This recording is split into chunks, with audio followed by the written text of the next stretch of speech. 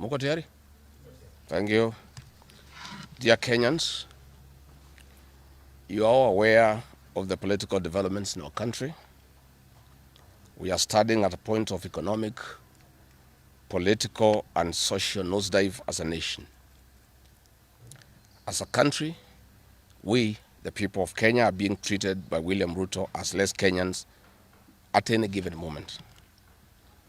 Driven by the resolve for a better Kenya and patriotism, I've heard a call from the people of Kenya to speak into the matters that are of concern to them and all of us for our common good.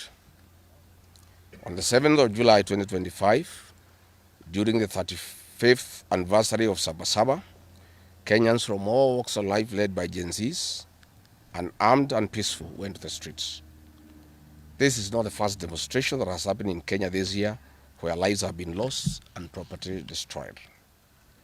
Unbeknown to these peaceful demonstrators, the tired regime of Ruto had a well-organized state-sponsored militia in cohort with the police and other state security agencies to maim, kill and destroy property and blame it on the Kikuyu community and specific leaders who are perceived unfriendly to this killer regime. This targeted profiling of the Kikuyu community and destruction of their specific business is an economic sabotage not new to the narrative of William Ruto. On the 30th day, this state-sponsored militia, under instructions and guidance from the police, were dropped in different places in the country, and mostly in the Mount Kenya region and other regions not perceived friendly to the government. They were strategically dropped past midnight, and then roadblocks were placed by the police while others was dropped early in the morning. The militia were procured by Ruto. Governors and MPs allied to him. These regions include Nairobi, Kiambu, Kajiado, Kisii, Nyeri, Murang'a, Kiambu, Kirinyaga, Meru, Nyandarua, Kajiado, Kitengela, Ongata-Rongai, Machakos, Embu, and in Wote. They had clear instructions to loot and destroy specific properties under police supervision. A killer squad of 101 that works under the Director General of the National Intelligence Service, Nuruddin Haji, was armed with assault rifles and drove in a convoy of unmarked Subarus, shooting and killing innocent protesters aimlessly in the streets and estates. This squad in Subarus, hooded and masked against court orders, are disguising themselves as DCI's officers, yet we know they are not. In fact, I would like to clarify that the National Intelligence Service has procured Subarus to give an impression that this killer gang is from the DCI. The truth of the matter is that this has nothing to do with the DCI. This is the National Intelligence Service. And this squad of 101 people was formed when I was still in government. Officers were recruited from the Administration Police Unit for special training by NIS on abductions, killings, and cover-up. And this is a squad that is killing the people of Kenya. The killings and the business destruction pattern point to William Ruto's ethnic profiling narrative, which he is a master with no rival. With a close coordination of PS Interior Raymond Omolo, this narrative was boosted online by state bloggers to spin the narrative. The Cabinet Secretary Kipchumba Murkomen's public to shoot to kill order, coupled with assurances to police officers that the government will not cooperate with the investigators in police conduct, has emboldened security forces. Police officers are now on record threatening citizens who are in their homes, boasting of their license to kill, acting with a confidence that can only come from the highest echelons of power. Mr. Murkomen's admission that these are not just instructions from him but orders from above removes any ambiguity about where responsibility lies. It will be recalled that in the run-up to the 2007 general election and its aftermath, the narrative of 41 against 1 was a masterpiece of William Ruto. The target was profiling Kikuyus against the rest of the country. To a large extent, he succeeded, and every Kenyan knows what happened, and it is also fresh in his mind of the ICC ordeal still hanging on the neck of William Ruto today. We remind William Ruto that his ICC cases are not yet over. They have been paused after witnesses disappeared. And what he is pretending over are crimes under the Rome Statute. It is clear history is repeating itself. And the architect William Ruto is back on the deck. He is hell-bent to finish his unfinished business with the people of Mount Kenya, destroy their businesses and make them black sheep of Kenya. Despite this horrible experience, the people of Mount Kenya voted William Ruto to a man in 2022 general elections against the advice of President Uhuru Kenyatta, whom Mr. Ruto had branded as a drunkard and a useless leader. Today, the people of Kenya, and especially the Mount Kenya region, feel sorry that they did not heed to the advice of Uhuru Kenyatta. These state-sponsored militia were key in touching of various parts of the country with ease of police assistance to prefer terrorism charges on specific people from the Mount Kenya region. So far, about 50 young people are in courts in trumped-up charges of terrorism in scenarios of stage-managed crimes by the state. Again, this is a clear onslaught on the Kikuyu nation. A case in point, when a police station in Mawego in Homa Bay County was torched, the suspects for that particular crime have been charged with arson. But when a police station is alleged to have been torched in Kiambu, suspects from the Kikuyu nation are charged with terrorism charges. This is serious ethnic profiling. Last night, in Juja and Kirinyaga, these state-sponsored militia invaded various businesses. Luckily, in Kirinyaga, after Wananchi went to Sagana police station and they refused to act, saying they had orders from above not to interfere, the people organized themselves and repulsed the militia. Mr. Ruto's ethnic profiling has led to the destruction of the foreign properties belonging to the people of Mount Kenya. Maguna supermarkets in Meru, Kahawa West and Muranga. Nice supermarkets, hotel and petrol station, and nice city in Mwea in Kirinyaga. County supermarkets in Kabati and Kirinyaga. Power Star supermarkets, Quick Mart supermarkets in Eastern Bypass, Shell and Totomin markets in Roiro, Chill Post Hotel in Gong, Boju Shop in Keserian, Homegrown Supermarket, among others, and the Family Bank in Kahawa and Roiro. Notably, in Meru, these state-sponsored militia tried to attack Meru Dairy Processing Plant and were repulsed by workers. In Nyeri, they further tried to attack Wakulima Dairy in Mukurweini, and the attack failed. We urge our businesses to heighten security surveillance on their business premises and production lines, especially the KTDA, coffee factories, milk processing factories, among others. We take note that in Meru, on Sunday, the 6th of July, at an event attended by CS Kipchumba Murkomen, the MP for Bori, Mugambire Dikire, indicated that a supermarket would be attacked the following day. As sure as December 25 is Christmas, and true to his word, Maguna supermarket was torched by the state-sponsored militia, which the MP was private to. Why hasn't Mugambire Dikire been arrested? How did he know that a supermarket would be attacked? This is selective justice. The evidence that these militias are state-sponsored is plain for all to see. Videos circulating widely show police officers not merely failing to intervene, but actively transporting armed groups who proceed to unleash destruction with apparent impunity.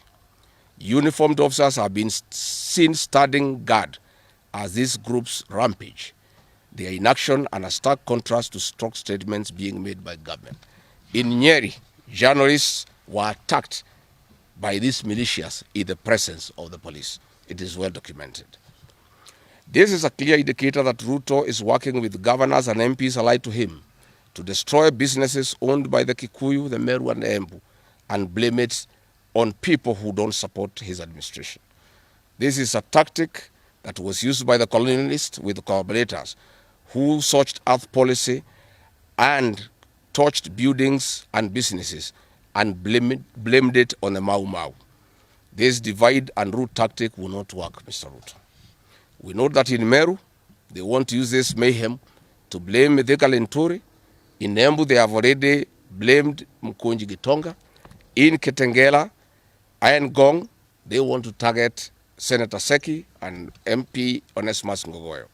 In Nyeri, they are trying to haunt Honorable Kagusha. And in Kirinyaga, they are targeting Senator Murango. We want to remind President Ruto that it is not the Kikuyus who want him out of office. It is the entire people of Kenya. Kenyans are suffering equally across the country. That is why Kenyans have said, if you, Mr. William Ruto, believe that it is the Kikuyus who want you out, then all Kenyans are Kikuyus. I want to thank the people of Kenya for standing out against this tribal profiling of the Kikuyu. The people of Kenya yesterday did wonderful by saying that the Kikuyus should not be profiled. This morning, I've seen Ruto quivering and wailing in uncontrollable anger. Mr. Ruto, excessive anger is not a solution.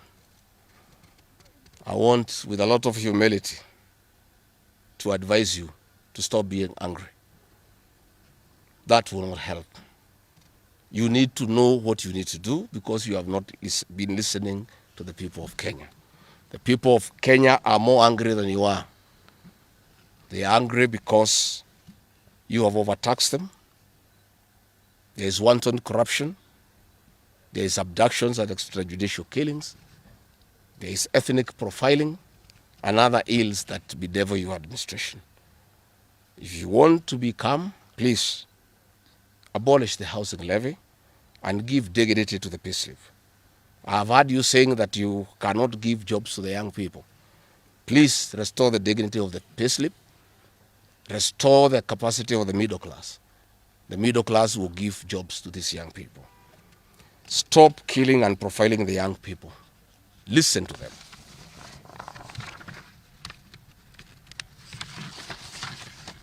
Stop abductions and extrajudicial killings.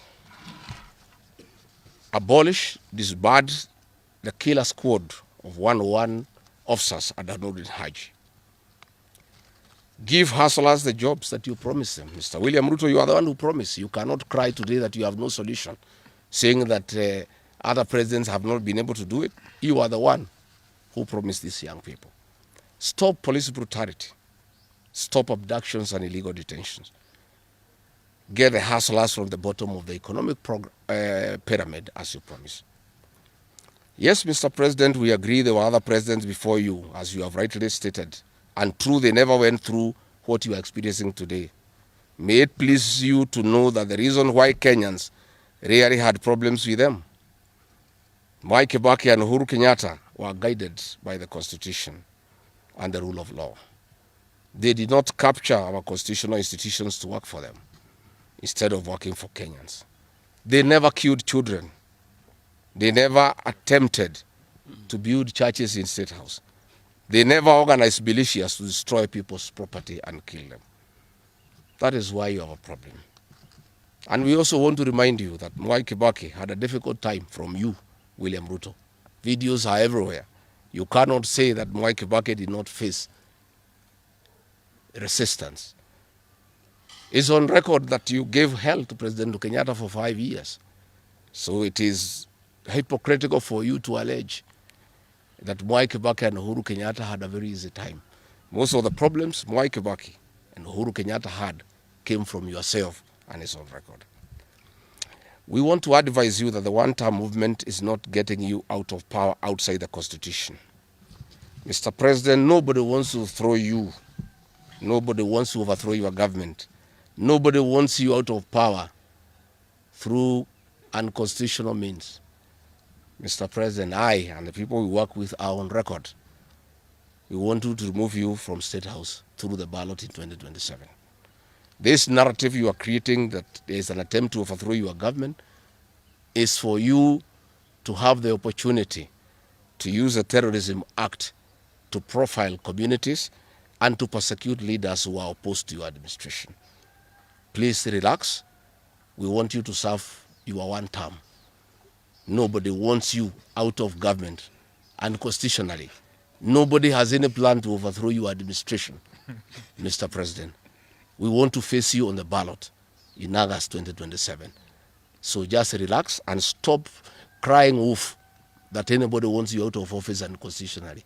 There is no leader here who is planning a coup, and none has the capacity. And nobody is interested. The leaders in this country, and indeed 95% of the Kenyan population, want to humiliate you at the ballot. They will relish that moment. None of them would want you to go out through any other method, unless, of course, you decided to resign on your own volition. So please stop creating this narrative. This narrative is to enable you to use anti-terrorism law to persecute leaders and to persecute the Kikuyu community. If you speak out online, Mr. President, you want to use the Terrorism Act to harass people. If you dare challenge your administration, you want to use the Terrorism Act to deal with people who are opposed to your administration. My fellow Kenyans, let us not be deceived. William Ruto has stripped away even the pretense of democracy. What we are witnessing is not the rule of law, but the rule of fear. This is not the behavior of a government that serves its people. This is the machinery of outright dictatorship. Finally, I want to announce to the people of Kenya that tonight I will be traveling to the United States of America to talk to the Kenyans in diaspora and the international community about the state of the nation. I would have wanted to stay in the country at this very difficult time when our people are under siege, but I have engagements that I'm not able to postpone. I have been threatened by people close to William Ruto, who called some of my people today, that they will want to stop me from leaving the country. I have no problem. If you want to come and arrest me at the airport, as you are threatening us, you can go ahead. I don't have a problem. You cannot sell fear to us. You know, even if you sold us fear, we cannot buy. You know, and therefore, as I'm out of the country, unless I'm stopped from going, and if I'm stopped from going, I'm still okay. I'll be here because this is my country. We have made sufficient arrangements with other leaders in the united opposition to create a pool of lawyers to come in through for our young people who are being persecuted on trumped-up charges of terrorism. And I want to explain. I have heard the president saying that people have attacked police stations and the law courts. It was all stage managed by the MP for Kikuyu. How do you explain that people can walk into a police station and they are not armed and take over the police station from armed police officers? How do you go to the courts that are guarded by armed police officers and touch them? All these attacks of vital installations were stage managed by William Ruto through Kimani Ichung'wah to create the opportunity to prefer charges against people using the Anti-Terrorism Act. That is the reality. So nobody has attacked any police station. They were all stage managed by government. And what is happening is history is repeating itself. This is exactly what Moi did in the 80s against the Kikuyu community. After the abortive 1982 coup, he used sedition laws and the clandestine Mwa Kenya movement to profile the community and hold people into court, and they'll be taken by Bernard Chunga after 5 p.m. This is history repeating itself. I want to ask our people to be calm, to be cautious, and to be strong.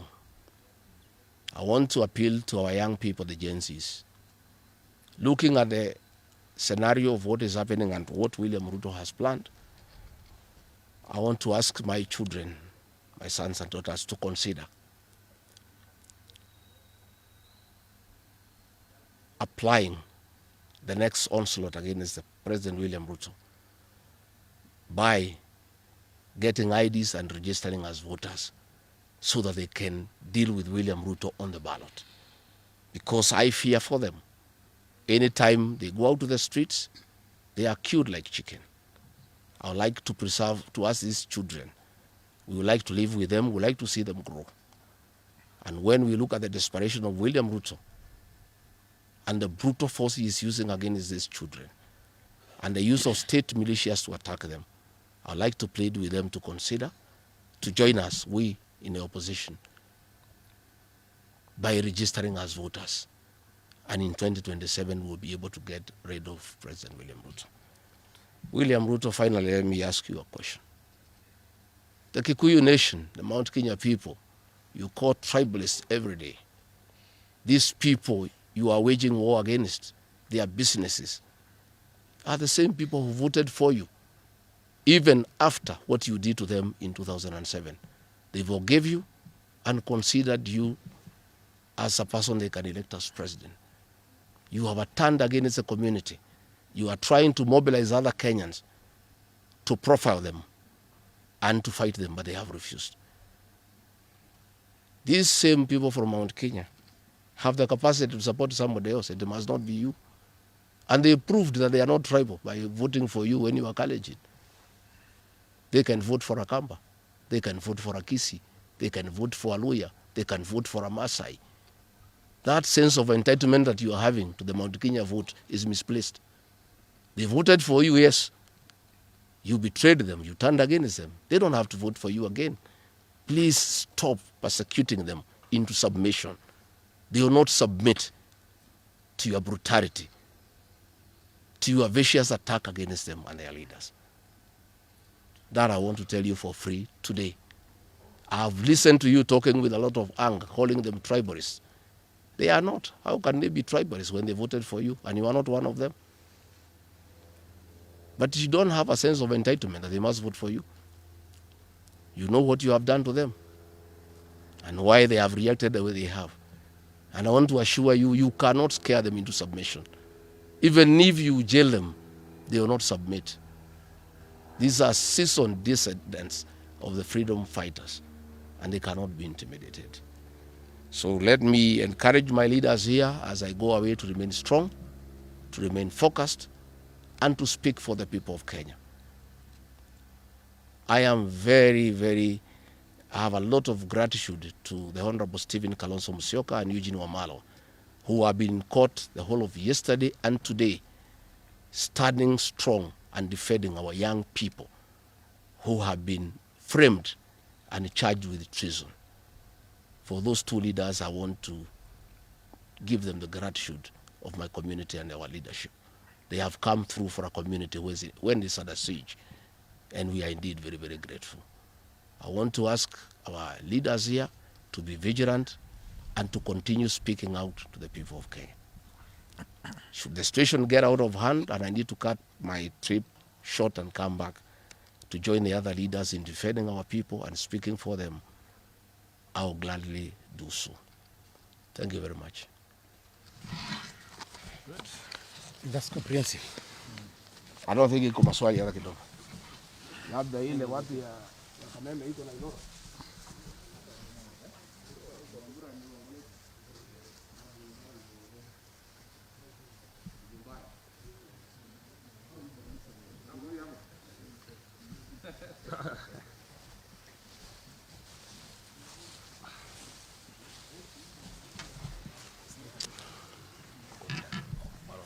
Oh. Muko tayari wale watu ya Kifaransa?